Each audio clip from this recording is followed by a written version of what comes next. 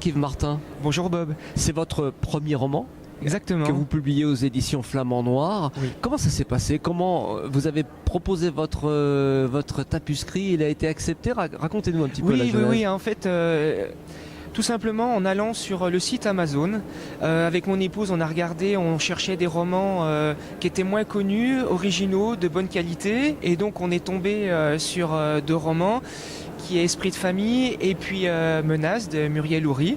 On a énormément apprécié et puis on a eu l'idée de proposer le roman à Nathalie Brault, qui est la directrice des éditions Flamand Noir.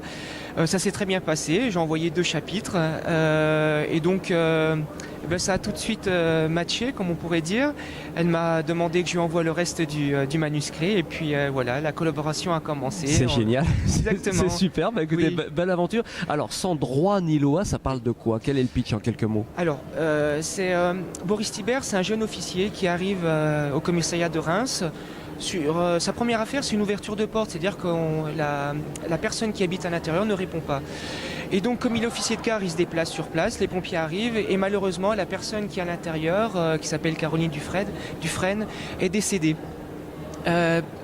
pendue. Pas d'indice, rien du tout. Et donc son collègue lui dit ça doit être un suicide. Boris, qui est jeune, inexpérimenté, avec plein de croyances, se dit non, ça doit pas être ça. Donc il va continuer d'enquêter en parallèle. Et ses convictions, ses croyances vont l'emmener à un résultat qui ne sera pas forcément celui qu'il va rechercher.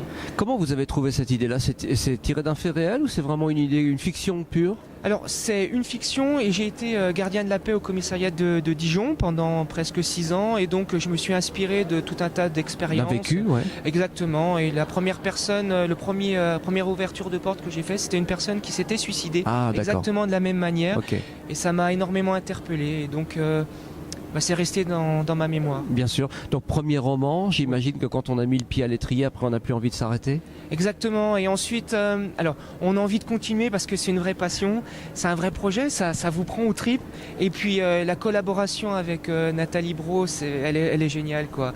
On travaille ensemble, on échange, C'est vrai qu'elle est c'est très super. professionnel et puis c'est sympathique. Donc, Bon, est-ce qu'il y a déjà un site sur lequel ou un endroit où on peut suivre votre actualité et puis éventuellement traquer les prochains romans qui vont alors, arriver? soit on peut aller sur mon site Facebook jacques-yves.martin.